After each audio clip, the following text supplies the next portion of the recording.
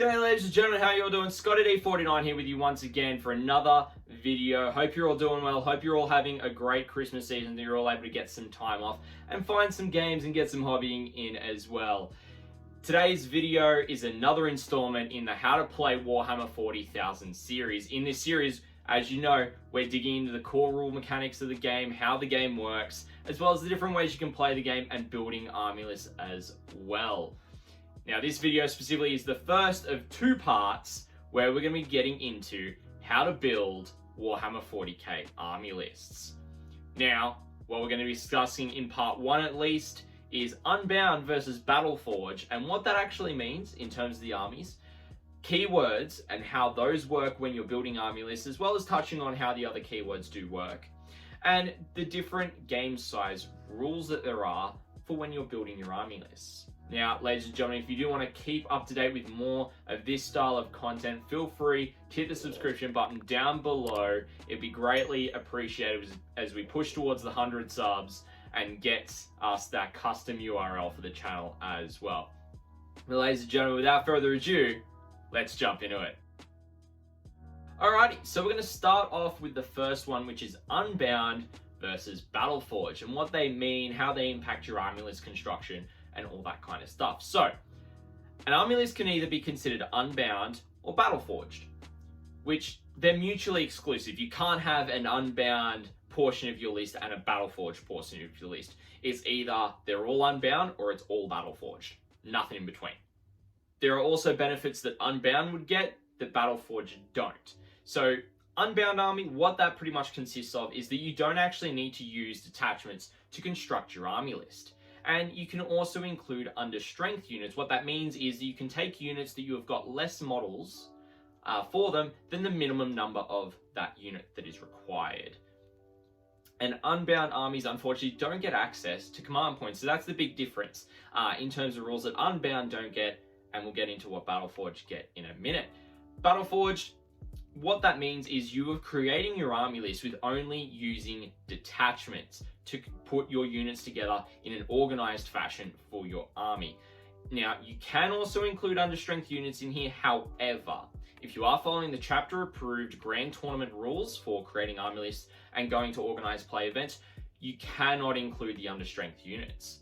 However, the additional buffs that the Battle-Forged forces get is they also gain access to command points. This is an additional resource you can use for buying detachments that we'll talk about in the next video. Will also allow you to use stratagems throughout the game, which we'll cover in another video in another series I've got planned, as well as extra things you can get for your army as well during list construction, such as additional relics or warlord traits.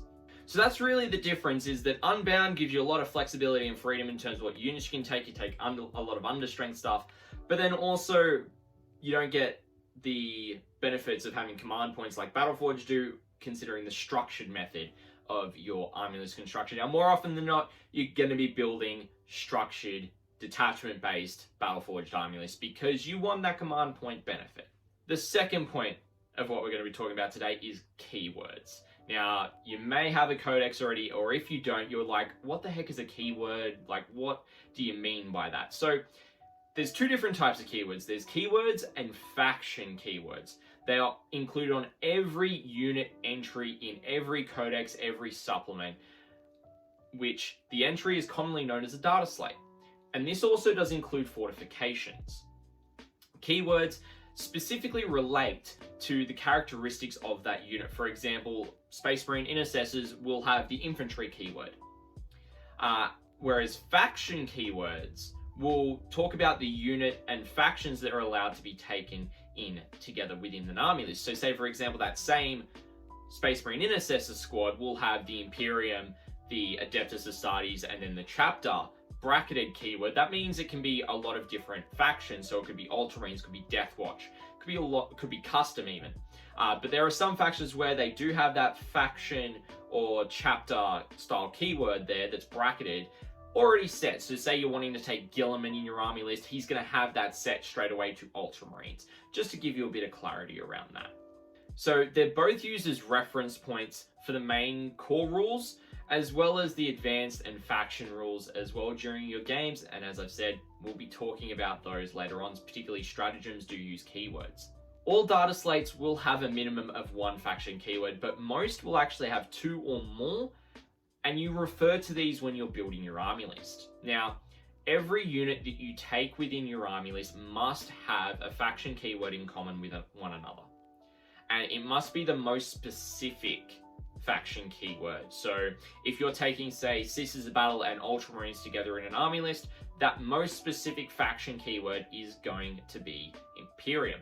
However, if you're taking an Ultramarine detachment and a Deathwatch detachment in a Battle-Forged army, then the most common faction keyword for both of those is going to be Adeptus Astartes, because they're both Space Marines. However, if you are creating a list for organized play events that are using the Grand Tournament rules at last that I checked, and some events will differ from this as well, you're not actually allowed to use the following faction keywords, which are Imperium, Chaos, Eldari, Ynnari, and Tyranids. Those are the faction keywords that are really broad, and they kind of allow you to bring multiple different factions that really shouldn't be working together on a broad scale into an army, and it's kind of what is commonly known as a soup list within the competitive scene, but it seems that some tournaments are still allowing them.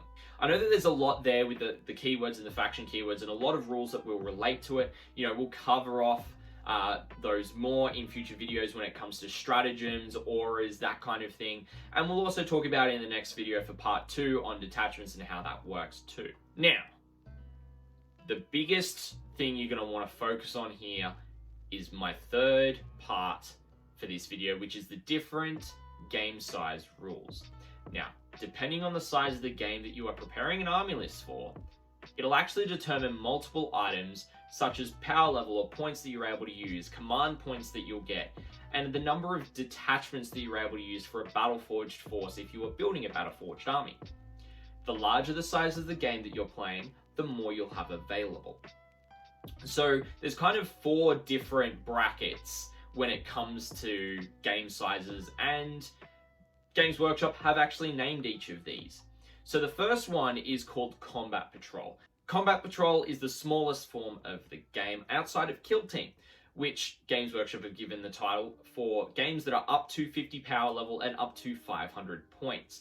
At this game size, what you'll have access to is 3 command points and up to 1 detachment to be used to create your army list. So it really shows that you don't have that much variety to be able to use when building your army list. The next one is Incursion, which is the title given to games between that 51 power level and 100 power level, or 501 points to 1,000 points. At this game size, what you're going to be able to get is access to 6 command points and up to 2 detachments in your army. So being that larger point size, you're able to get a little bit more force into it and have more units on the table that you're able to use. Now, the next one is the most commonly played one that I see in general, whether it's gaming leagues, tournaments, pickup games, etc., is Strike Force. And this is the title given to games that are between 1,001 and 2,000 points, or 101 and 200 power level. The benefit here at playing this level, you will get access to 12 command points and up to 3 detachments. So really you can spread out your army across multiple detachments. You can take a pure super heavy style army list and still have command points left to spare. Those kind of things that you really can't do as well in Incursion or Combat Patrol. Now, the biggest form of the game that is played, but it's not played as often, is Onslaught. This is for games that are between 201 and 300 power level, 2,001 and 3,000 points, and the benefit of playing at this size of game, you get access to a whopping 18 command points and up to 4 detachments to build your list from. Because it is such a high level game and high level points or power level, you're going to want those detachments, you're going to need those command points to do things like additional relics, additional warlord traits, extra abilities in the game for all the different units you're going to have on the field.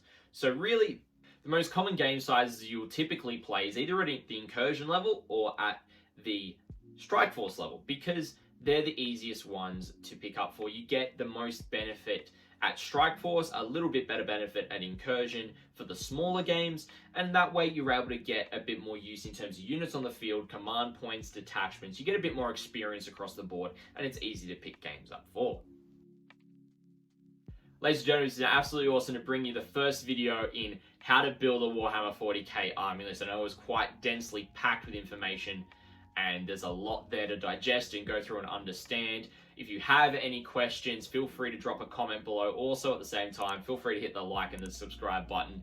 And if you do want to ask any questions real time whilst I am streaming, feel free to come over my Twitch channel where I stream on Tuesday and Friday nights and Saturdays during the day most often. I do event commentary as well, so times do change there. But feel free to ask me there, or even in the Discord that is linked below. I'm happy to help walk you through how to build army lists and explain these areas for it a bit better. But ladies and gentlemen, I hope you enjoyed the video, and I'll catch you in part 2.